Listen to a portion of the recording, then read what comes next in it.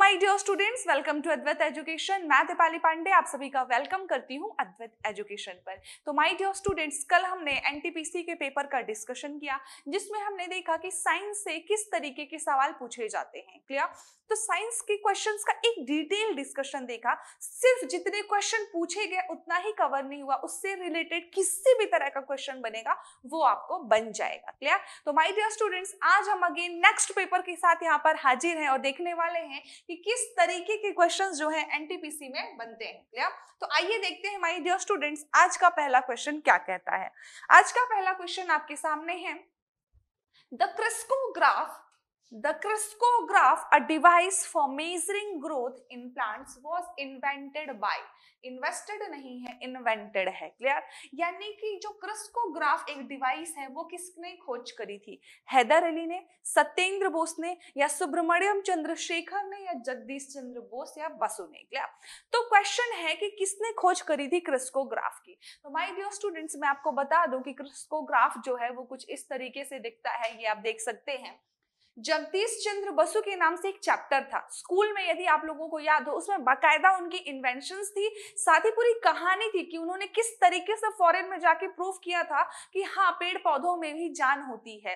कैसे प्रूफ किया था? इसी इक्विपमेंट के थ्रू प्रूफ किया था, जिसके लिए उनको नोबेल पुरस्कार भी मिला। और माय डियर स्टूडेंट, सबसे इंपॉर्टेंट बात है कि ये जो क्रिस्कोग्राफ होता है, क्या क्रिस्कोग्राफ जो है, क्रिस्कोग्राफ बताता है कि जो आपके प्लांट्स हैं, क्या प्लांट्स हैं, वो भी ग्रो करते हैं, यानी कि पेड़ पौधों में भी जान होती है।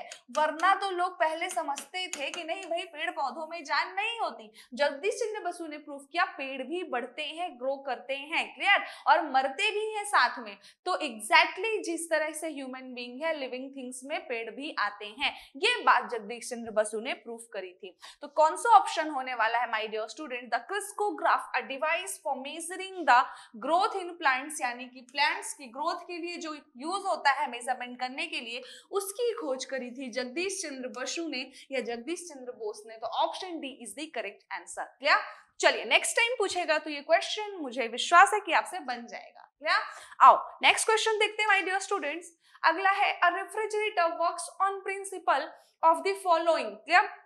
नीचे 4 प्रिंसिपल्स के नाम दिए हैं, कह रहा है रेफ्रिजरेटर का वर्किंग प्रिंसिपल कौन सा है। पहला है ऑस्मिस, दूसरा है सेंट्रीफ्यूगेशन, तीसरा है डिस्पर्शन एंड चौथा है इवेपोरेशन। तो माय डियर स्टूडेंट्स, आपको मैं बता दूं कि किस तरीके से फ्रिज कार्य करता है, उसकी आपको फंक्शनिंग समझनी होगी। देसी भाषा में फ्रिज ही कहते हैं ना। फ्रिज का वर्किंग कैसा है, कभी सोचा है आपने? बढ़िया ठंडा ठंडा पानी पी रहे हैं, ठंडी ठंडी आइसक्रीम खा रहे हैं फ्रिज से निकाल के, कभी सोचा है कि रेफ्रिजरेटर का वर्किंग प्रिंसिपल क्या होगा? चलो, नहीं भी सोचा है तो आज थोड़ा सा समझा देती हूँ, लेकिन याद रखना कि जो सबसे बेसिक प्रिंसिपल है रेफ्रिजरेटर का, वो है माय डियर स्टूडेंट्स इवेपोरेशन। क्या है माय डियर स्टूडेंट्स? वो है इवेपोरेशन। इवेपोरेशन का मतलब क्या होता है? हिंदी में हम इवेपोरेशन को कहते हैं वाष्पीकरण। क्या कहते हैं इवेपोरेशन को? इवेपोरेशन को हम कहते हैं वाष्पीकरण। वाष्पीकरण का मतलब होता है कि किसी भी लिक्विड को, क्लियर, ध्यान देना, किसी भी लिक्विड को किस में चेंज करना माय डियर स्टूडेंट्स? किसी भी लिक्विड को गैस में चेंज करना, यानी कि द्रव अवस्था को गैस अवस्था में परिवर्तित करने की प्रक्रिया को हम वाष्पीकरण कहते हैं, या evaporation is a process which convert liquid into gaseous state. Clear? अब समझना है आपको, लिक्विड कुछ भी हो सकता है और साथ ही गैस भी कुछ भी हो सकती है। तो यहां पर होता क्या है एक्चुअल में, जो आप यूज करते हो एज अ कूलेंट, यानी कहना चाहिए जो आप एज अ रेफ्रिजरेंट यूज करते हैं, रेफ्रिजरेंट को लिक्विड फॉर्म से हम गैस फॉर्म में पहुंचा देते हैं। और यहाँ फ्रिज में आप कभी ध्यान दिए होगे तो जैसे ही आप ओपन करते हो तो कुछ वेपर सा दिखता है आपको, वो एक्चुअली गैसियस फॉर्म होता है। और जैसे ही आपने सपोज करो आपने नॉर्मल टेम्परेचर की आइसक्रीम रखी, जैसे ही आपने फ्रिज के अंदर रखी तो क्या करेगा भाई? इक्विलिब्रियम स्टेट काम करेगी ना। अब आपने आइसक्रीम रखी कितने टेम्परेचर की? सपोज आपने 10 टेम्परेचर की रखी, फ्रिज के अंदर का टेम्परेचर है -10, तो दोनों इक्वल करने लगते हैं एक दूसरे को, दोनों बैलेंस करने लगते हैं कि जो अंदर का टेम्परेचर है उसी के अकॉर्डिंग क्या हो जाए? आपके आइसक्रीम का टेम्परेचर हो जाए। इसी कारण से जो भी चीजें आप रखते हो फ्रिज के अंदर, तो वो अंदर के टेम्परेचर के अकॉर्डिंग मेंटेन हो जाती है। क्लियर? चलिए, तो एक्चुअल क्या होता है, देखो मेन यदि पूछा जाए सबसे बेसिक प्रिंसिपल क्या है वो तो आपने कह दिया कि इवापोरेशन है, वाष्पीकरण है। एक्चुअल में काम कैसे करता है, देखो फ्रिज का स्ट्रक्चर कुछ ऐसा होता है ना, इसको समझ लोगे तो कभी नहीं भूलेगा, कभी नहीं भूलेगा। क्लियर? फ्रिज का स्ट्रक्चर कुछ ऐसा होता है, ऊपर की तरफ जहां पे आपका फ्रीजर होता है वहीं पे होती है इवापोरेटिंग कॉइल्स। क्लियर? और इवापोरेटिंग कॉइल के जस्ट इधर होता है एक्सपांसन डिवाइस। एक्सपांसन डिवाइस के इधर जो होते हैं, ये जो आपको लंबे लंबे फ्रिज के पीछे दिखते हैं ना, ये होते हैं आपके कंडेंसर कॉइल्स। कंडेंसर कॉइल के जस्ट इधर होता है कंप्रेशर, यानी कंप्रेशर से स्टार्ट होता है compressor, condenser, expansion and then evaporator. Clear? तो ये पूरी प्रोसेस होती है, ये पूरी प्रोसेस होकर के आपका फ्रिज जो है काम कर रहा होता है। एक्चुअली होता कैसे है तो आओ समझते हैं। इसका जो साइकिल है वो किस तरीके से काम करता है, ध्यान देना। सबसे पहले क्या हुआ माय डियर स्टूडेंट, सबसे पहले कंप्रेशर काम करता है। सबसे नीचे लगा था फ्रिज में, देखा ना कंप्रेशर। कंप्रेशर क्या करता है, जो भी रेफ्रिजरेंट है उसको कंप्रेस कर देता है। कंप्रेस करने का मतलब है उसको दबाएगा, जब दबाएगा तो क्या हो जाएगा, दाब बढ़ेगा। वही दबा रहे हो, दाब बढ़ेगा तो ताप भी बढ़ेगा। टेम्परेचर एंड प्रेशर बढ़ करके इधर से कहां गए, कंडेंसर में गए। अब कंडेंसर क्या करेगा माय डियर स्टूडेंट्स, कंडेंसर जो यहां से आ रहा है दब करके रेफ्रिजरेंट, उस गैसियस स्टेट को लिक्विड स्टेट में चेंज करेगा और जो लेटेंट हीट है उसको बाहर फेंक देगा। इसीलिए फ्रिज के बाहर गरम गरम भी लगता रहता है आपको, है कि नहीं? तो इसीलिए लगता है क्योंकि कंडेंसर जो है उस हीट को बाहर निकाल दिया, लिखा भी हुआ हीट रिजेक्शन कर दिया। अब जैसे ही यहां पर आया वो रेफ्रिजरेंट, तो सपोज करो आया यहां पर 10 डिग्री सेल्सियस था उसका टेम्परेचर, तो ये एक्सपांसन डिवाइस क्या करता है, इस 10 डिग्री को, ये यहां पर एकदम छोटा सा वॉल्व होता है और जब इतने छोटे वॉल्व से पास होता है वो लिक्विड, जो भी आपका जो आपने यहां से आया ना लिक्विड, ये लिक्विड जैसे ही इतने छोटे वॉल्व से पास हुआ ना यहाँ पर, तो उसका जो टेम्परेचर है वो और कम हो जाता है। सपोज करो यहाँ पर -20 डिग्री हो गया और इतना कम टेम्परेचर यहाँ पर आता है इवेपोरेटर में, तो क्या करेगा इवेपोरेटर, इवेपोरेटर का मतलब है लिक्विड को गैस में चेंज करना। इसने गैस को लिक्विड में चेंज किया और ये लिक्विड यहाँ है, ये लिक्विड अगेन गैस में चेंज हो गया और वो गैस, कहना चाहिए वो जो वेपर थी वो आपकी पूरी फ्रिज के अंदर फैल गई। इसी फंक्शन में आपका पूरा फ्रिज कार्य करता है। तो बेसिक प्रिंसिपल बोलेंगे क्या है फ्रिज के काम करने का, तो बोलेंगे इवापोरेशन, क्योंकि 4 ऑप्शन थे उसमें कहीं पर भी कोई ऐसा ऑप्शन नहीं था। Evaporation is the correct answer. Clear? तो ये पूरा साइकिल समझ में आया। जो भी रेफ्रिजरेंट आपने यूज किया, रेफ्रिजरेंट को कंप्रेसर ने क्या किया, कंप्रेस किया। कंप्रेस करने का मतलब होता है दबाना। इसके अंदर पिस्टन एंड वॉल्व्स वगैरह होते हैं, तो वो जैसे ही दबाता है माय डियर स्टूडेंट, प्रेशर बढ़ गया, दाब बढ़ गया, दाब बढ़ने से क्या हुआ, ताप भी बढ़ा। चलो हाई टेम्परेचर पे सपोज करो 40 डिग्री सेल्सियस पर यहां से रेफ्रिजरेंट आया कंडेंसर में। अब कंडेंसर क्या करेगा भाई, 40 डिग्री सेल्सियस काफी ज्यादा है। क्लियर? तो 40 डिग्री सेल्सियस को इसने क्या किया, उसमें से हीट रिजेक्ट करी और जो रेफ्रिजरेंट आया उसको इसने गैस से चेंज कर दिया लिक्विड फॉर्म में। अब ये लिक्विड फॉर्म यहां पर आया, सपोज हीट रिजेक्ट करी, 40 से बच गया 10 डिग्री सेल्सियस टेम्परेचर। अब जब 10 डिग्री सेल्सियस का जो टेम्परेचर है वो जब एक्सपांसन वॉल्व से पास होता है तो टेम्परेचर एकदम रिड्यूस होता है, एकदम से रिड्यूस होता है। यदि सपोज यहाँ 10 है तो कितना हो गया, सपोज करो फ्रिज का टेम्परेचर -20 है तो आ जाएगा लगभग -20 डिग्री सेल्सियस पर। तो एक्सपांसन वॉल्व से आने के बाद एकदम बहुत कम टेम्परेचर हो जाता है। इतने कम टेम्परेचर का रेफ्रिजरेंट जब आपने पास किया ना इवेपोरेटर से माय डियर स्टूडेंट्स, तो जैसे ही आपने इतने कम टेम्परेचर का रेफ्रिजरेंट इवेपोरेटर से पास किया तो क्या होगा, इवेपोरेटर का काम ही है क्या कर देना, वाष्पीकरण, यानी कि लिक्विड फॉर्म को गैस में चेंज कर देना। इतने कम टेम्परेचर वाले लिक्विड को क्या चेंज कर देगा, एक वेपर में चेंज कर देगा। क्लियर? तो वही वेपर जो है पूरे फ्रिज में फैली हुई होती है, जिसकी वजह से सारी चीजें ठंडी हो रही होती है। क्लियर हुआ? तो किस तरीके से ये पूरा काम करता है, आई होप क्लियर हो गया होगा। तो हम कौन सा ऑप्शन टिक करने वाले हैं माय डियर स्टूडेंट्स, हम टिक करने वाले हैं evaporation is the correct answer, यानी कि ऑप्शन डी जो है हमारा सही आंसर है। क्लियर हुआ? क्लियर हुआ कि नहीं हुआ, मेरे को बताओ। Option D is the correct answer. Clear? चलिए अगला क्वेश्चन देखते हैं। अगला क्वेश्चन क्या कह रहा है, Which of the following is the branch of physiology and medicine which deals with the diseases and conditions specific to man? Question कह रहा है, ध्यान से समझना, क्वेश्चन कह रहा है कि मेल में किस तरीके की बीमारियां होती है ना। तो मेल में जो बीमारियां होती हैं स्पेशली रिलेटेड टू मेल है ना। अब देखो हड्डियों की बीमारियां तो दोनों में होती है, मेल में भी फीमेल में भी, क्लियर। नर्वस सिस्टम की बात करूं तो भी दोनों में। एक ही चीज का डिफरेंस है, क्या है वो? Reproductive system. तो ध्यान रखना कि जो डिफरेंशिएट कर रही है वो है रिप्रोडक्टिव सिस्टम। और क्वेश्चन बोला कि ऐसी चीजें जो हम स्टडी, क्वेश्चन कह रहा है कि ऐसी ब्रांच जिसके थ्रू हम मेल की डिसीजेस का अध्ययन करते हैं, किसके? मेल की डिसीजेस का, बीमारियों का अध्ययन करते हैं जिस ब्रांच के अंतर्गत, वह ब्रांच क्या कहलाती है? तो 4 ऑप्शन दिए गए हैं, क्या होगा माय डियर स्टूडेंट्स, आप बताओ। अब देखो यदि आपको मैं शॉर्ट ट्रिक बताऊं तो आप ये बताइए मुझे, मेल जो होते हैं, मेल में जो कहते हैं ना, मेल रिप्रोडक्टिव सिस्टम में जो मेल हार्मोन होता है वो कौन सा होता है? वो होता है माय डियर स्टूडेंट्स एंड्रोजन। क्या होता है? एंड्रोजन। तो जब यदि हमको एंड्रोजन पता है तो उससे भी हम अंदाजा लगा सकते हैं कि एंड्रोलॉजी जो होगा my dear students, option A is the correct answer. यानी कि एंड्रोलॉजी एक ऐसी ब्रांच है जिसके अंतर्गत हम मेल में होने वाली बीमारियों का अध्ययन करते हैं। और ये बीमारियां कैसी होती हैं? तो related to the male reproductive system. अब किस तरीके की बीमारियां हो सकती हैं आपको पता होना चाहिए। मेल रिप्रोडक्टिव सिस्टम जो होता है माय डियर स्टूडेंट्स, उसमें कई तरीके के इश्यूज हो सकते हैं। कौन कौन से इश्यू हो सकते हैं? तो पहला है इनफर्टिलिटी भी हो सकती है। देखो इनफर्टिलिटी सिर्फ ऐसा नहीं है कि सिर्फ फीमेल्स में होती है, मेल में भी होती है, क्या? इनफर्टिलिटी। दूसरा है इरेक्टाइल डिसफंक्शन, इरेक्टाइल डिसफंक्शन भी हो जाता है, प्रोस्टेट डिसीज भी होती है, और मेल हार्मोन डेफिशिएंसी भी होती है। क्या क्या सुना आपने कि जो मेल रिप्रोडक्टिव सिस्टम है उसमें 4 तरीके की बीमारियां हो सकती हैं। इनफर्टिलिटी हो सकता है मेल में, दूसरा इरेक्टाइल डिसफंक्शन का मतलब है कि नपुंसकता हो सकती है, तीसरा है प्रोस्टेट डिसीज का मतलब है प्रोस्टेट ग्लैंड पाई जाती है मेल रिप्रोडक्टिव सिस्टम में, अपन पढ़ेंगे जब मैं बताऊंगी तो, है ना। तो प्रोस्टेट ग्लैंड से रिलेटेड बीमारी हो सकती है। चौथा है मेल हार्मोन डेफिशिएंसी, इसका मतलब है जो एंड्रोजन हार्मोन होता है उसकी यदि कमी हो गई है तो इस तरीके की 4 बीमारियां हैं जो मेल्स में यानी आदमियों में हो सकती हैं। तो क्वेश्चन नेक्स्ट टाइम ये भी बन सकता है, इन चारों से भी बना देगा कि इन चारों में से जो बीमारियां हैं वो क्या है। तो आपको पता होना चाहिए कि मेल रिप्रोडक्टिव सिस्टम से रिलेटेड ये डिसीजेस है और किसके अंतर्गत ये स्टडी होती है, तो एंड्रोलॉजी के अंदर होती है, क्लियर। तो एंड्रोलॉजी के अंदर हम क्या पढ़ते हैं? मेल रिप्रोडक्टिव सिस्टम्स की जो भी बीमारियां हैं, डिसीजेस है, उनका हम अध्ययन करते हैं। अब एंड्रोजन जो है, ये एंड्रोजन जो है मेल रिप्रोडक्टिव हार्मोन कहलाता है। क्या कहलाता है?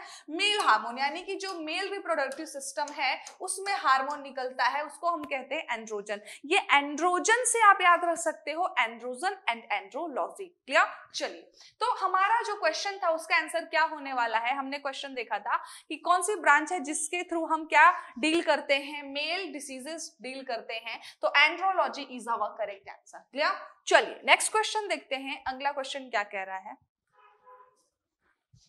नेक्स्ट क्वेश्चन है, Thomas Clifford Albert is associated with the invention of, निम्नलिखित में से किस चीज की खोज करी थी थॉमस क्लिफोर्ड एल्बर्ट ने? तो माय डियर स्टूडेंट्स, जो हम थर्मामीटर यूज करते हैं, सबसे ज्यादा जो यूज होता है थर्मामीटर, सबने देखा है, क्लिनिकल थर्मामीटर, उसकी खोज करी थी थॉमस एल्बर्ट ने। यानी कि ऑप्शन होने वाला है, कौन सा होने वाला है माय डियर स्टूडेंट्स? ऑप्शन होने वाला है option B is the correct answer. Clinical thermometer was invented by Thomas Clifford Albert। अगली बार पूछे तो बन जाना चाहिए, है ना। चलिए नेक्स्ट क्वेश्चन क्या पूछा है? नेक्स्ट क्वेश्चन कह रहा है Antonio Meucci is associated with the invention of. Again पूछा है क्वेश्चन इन्वेंशन से कि जो एंटोनी म्योसी नाम के साइंटिस्ट थे उन्होंने किसकी खोज करी थी इनमें से? तो टेलीफोन है, ऑटोमोबाइल है, एलईडी है, इंडस्ट्रियल रोबोट है। तो मैं आपको बता दूं कि टेलीफोन की जो खोज हुई एकदम ग्राहम बेल से भी पहले, यदि किसी ने इंट्रोड्यूस किया था टेलीफोन को तो वो थे आपके एंटोनी म्योसी। इसीलिए हम कहेंगे इन्होंने खोज करी किसकी? टेलीफोन की, क्लियर। चलिए, तो option A is the correct answer. अगला क्वेश्चन क्या पूछा था? तो नेक्स्ट क्वेश्चन कह रहा है dear students, keeping voltage constant if more lamps are put into a series circuit then overall current in the circuit will be. Clear क्या होगा, है ना। कह रहा है कि वोल्टेज को कांस्टेंट कर दो। चलो हमने लिख लिया कि वोल्टेज कांस्टेंट किया, ठीक है। अब कोई भी सीरीज सर्किट है, एग्जांपल से समझना, ध्यान से समझना, तो हमेशा याद रहेगा कि हम एक सीरीज सर्किट बना लेते हैं। सपोज करो दो बल्ब लगे हुए हैं यहाँ पर, एक बल्ब ये हुआ, दूसरा बल्ब ये हुआ। क्लियर, ये दो बल्ब लगे हुए हैं और 40 वोल्ट की हमने सप्लाई दे दी दोनों बोल्ट को। कितने वोल्ट की? 40 वोल्ट की आपने सप्लाई दे दी। अब ध्यान दीजिएगा, इसका रेजिस्टेंस है सपोज R1, इसका है R2। R1 की वैल्यू आप ले लो 2 ओम और R2 की ले लो 3 ओम। सपोज कर रहे हैं, ठीक है। अब एक बात बताइए, सीरीज सर्किट है तो जो इक्विवेलेंट रेजिस्टेंस होगा R is equal to R1 plus R2 होगा कि नहीं होगा? तो R1 की जो वैल्यू है वो 2 है और 3, यानी कि टोटल रेजिस्टेंस आ गया आपका 5 ओम। अब यदि मैं बात करूं कि इस सर्किट में कितनी करंट फ्लो हो रही है, यानी कि I कितना है, तो I इज इक्वल टू आ जाएगा my dear students, I is equal to आ जाएगा V बाई R। तो टोटल वोल्टेज इस सर्किट का है 40 वोल्ट और रेजिस्टेंस कितना है 5 ओम का। तो करंट कितना आ गया, ध्यान देना, आ गई 8 एम्पियर, यानी इस सर्किट में फ्लो होने वाली करंट है 8 एम्पियर। क्लियर, तो 8 ampere I is equal to आ गया 8 एम्पियर। चलो अभी हमने दो बल्ब लगाए थे, क्वेश्चन कह रहा है if more lamps are put, यानी कि हम लैंप्स बढ़ा दें। चलो हमने 2 लैंप की जगह तीसरा लैंप लगा देते हैं। तो 2 लैंप कितने के थे? सपोज करो ये 2 लैंप पहले से लगे हुए, एक और लैंप हमने लगा दिया तीसरा। तो 2 लैंप्स की वैल्यू है 2 ओम, 3 ओम। सपोज करो तीसरा लैंप आप लगा दिया 5 ओम का, सपोज करो। क्लियर, और वोल्टेज कांस्टेंट ही रखना है भाई, 40 वोल्ट ही रखा हमने, ठीक है, 40 वोल्ट ही रखा। क्लियर, अब हम देखते हैं इस सर्किट में कितने एम्पियर की करंट फ्लो होगी। ध्यान देना, कितने एम्पियर की करंट फ्लो होगी। यहाँ का इक्विवेलेंट रेजिस्टेंस कितना हो जाएगा, R is equal to R1 plus R2 plus R3, 5 3 8 2 10 ohm हो गया। क्लियर, तो I इज इक्वल टू क्या हो जाएगा, 40 बटा 10 हो जाएगा, बराबर आ गया 4 एम्पियर। तो क्लियरली देख पा रहे हो यदि आप यहाँ पर, तो पहले सर्किट में है 2 लैंप और करंट आई है 8 एम्पियर। क्या आई है? 8 एम्पियर। दूसरे सर्किट में है 3 लैंप और करंट कितनी आई है? 4 एम्पियर। तो क्लियरली दिख रहा है कि यदि कोई सीरीज सर्किट है और वोल्टेज कांस्टेंट कर दिया आपने, तो क्या होगा, वोल्टेज कांस्टेंट करने पर रेजिस्टेंस बढ़ाएंगे तो करंट डिक्रीज हो जाएगी। क्या हो जाएगी? डिक्रीज हो जाएगी। इससे अच्छा एग्जाम्पल कुछ नहीं हो सकता। इसको समझ लोगे तो आपको नेक्स्ट टाइम कोई भी क्वेश्चन बनाएगा तो आपको बन जाना है। क्या? तो देखो क्वेश्चन था कि यदि एक keeping voltage constant if more lamps are put into a series circuit, कोई ये सीरीज सर्किट है। क्लियर, सपोज करिए सीरीज सर्किट है, इसमें 2 लैंप को आपने लगा दिया सीरीज कनेक्शन में, सीरीज कनेक्शन में लगा दिया, 40 वोल्ट सप्लाई दे दी, 40 वोल्ट सप्लाई दी। अब भाई सीरीज कनेक्शन है तो सेम करंट फ्लो होगी दोनों बल्ब में से, है ना, यानी इस पूरे सर्किट में एक ही करंट फ्लो होगी। सीरीज में करंट डिवाइड नहीं होती है, पैरेलल में डिवाइड होती है, पहले बात तो ध्यान रखना। क्लियर, तो इस पूरे सर्किट से एक ही करंट फ्लो होनी है। तो जब इस पूरे सर्किट से एक करंट फ्लो होगी तो क्यों ना हम इस करंट की वैल्यू निकाल लें। इस करंट की वैल्यू निकालने के लिए क्या होगा, I is equal to V by R होगा। तो हमने I is equal to V by R निकाला, देखा पहले सर्किट में 8 एम्पियर फ्लो हो रहा है। जब भी जैसे ही हमने लैंप बढ़ाया, वोल्टेज को कांस्टेंट रखा, वहां पर भी 40 वोल्ट रखा, तो यहां पर भी हमने 40 वोल्ट रखा। क्लियर, तो वोल्टेज को कांस्टेंट रखते हुए हमने 3 लैंप लगाए और देखा कि I इज इक्वल टू यहां पर आ गया 4 एम्पियर, यानी कि करंट पहले थी 8 एम्पियर, बाद में हो गई 4 एम्पियर। तो लैंप बढ़ने से, रेजिस्टेंस बढ़ने से करंट हो गई डिक्रीज। क्लियर, तो कौन सा ऑप्शन होने वाला है my dear students? B option, current will be decrease in the circuit. Clear हुआ? समझ आया कि नहीं आया? चलो नेक्स्ट क्वेश्चन देखते हैं। Due to which of the below mentioned reason do clouds float in the sky? किस रीजन की वजह से बादल आकाश में तैरते रहते हैं? तो आइए देखते हैं ये जो बादल आकाश में तैरते रहते हैं वो क्यों तैरते रहते हैं। पहली बात तो ये पता है कि जो बादल बनते हैं तो ये ड्रॉपलेट से बनते हैं ना। ये जो प्रोसेस होती है आपको यहाँ पर दिख रहा है, इवापोरेशन देन कंडेंसेशन। तो इवापोरेशन से क्या हुआ, ये जो पार्टिकल्स थे यहीं से जो पानी है भाप बन करके ऊपर गया, और ये भाप की जो कण है, कहना चाहिए जो पानी के पार्टिकल्स थे, धीरे धीरे बनकर ये पानी के पार्टिकल्स ऊपर गए तो क्या हुआ, क्लाउड बना। अब ये जो क्लाउड ऊपर बना माय डियर स्टूडेंट्स, तो क्लाउड जो होता है, ध्यान देना एकदम से यहाँ पर, clouds are made of tiny drops of water and ice. जो बादल है अभी अभी हमने देखा कि इवोपरेशन प्रोसेस के थ्रू बनते हैं, क्लियर, यानी कि पानी की छोटी छोटी बूंदों से या बर्फ से बनते हैं। भाई ऊपर बहुत ऊपर टेम्परेचर कम होता है तो बर्फ की भी बूंदें होती हैं, क्लियर। ग्रेविटेशनल फोर्स क्या करता है, ग्रेविटेशन फोर्स अपना काम करेगा, वो जो बूंदें ऊपर हैं उनको फोल्ड टू द ग्राउंड, नीचे की ओर खींचने का काम करेगा, यानी कि पृथ्वी की ओर आकर्षित करने की कोशिश करेगा। बट लेकिन बिकॉज द ड्रॉप जो है, जो वो बूंदें हैं पानी की, उनका वेट बहुत कम होता है, मतलब बहुत ज्यादा नहीं होता, काफी कम होता है।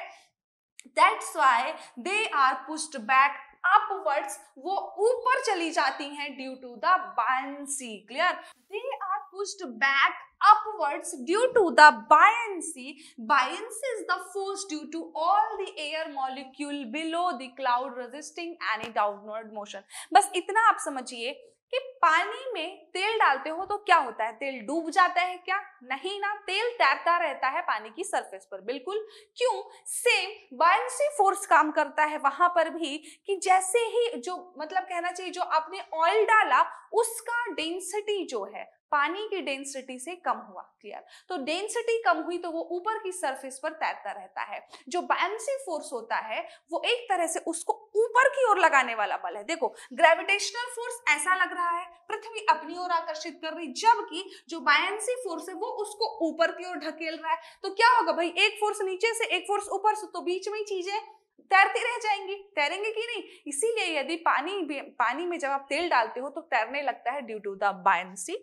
और सेम उसी तरह से जो आपके बादल हैं या कहना चाहिए क्लाउड हैं, वो भी क्या होते हैं, हवा में तैरते रहते हैं ड्यू टू द बायंसी, और साथ ही ग्रेविटेशनल फोर्स, इन दोनों के बैलेंस की वजह से तैरते रहते हैं। तो हमारा क्वेश्चन है, अब हम देखेंगे कि किस रीजन की वजह से जो बादल हैं वो तैरते रहते हैं। तो पहला ही ऑप्शन है कि लो टेम्परेचर। बिल्कुल ऐसा कोई रीजन नहीं है कि लो टेम्परेचर होने की वजह से बादल तैरते रहते हैं, क्या?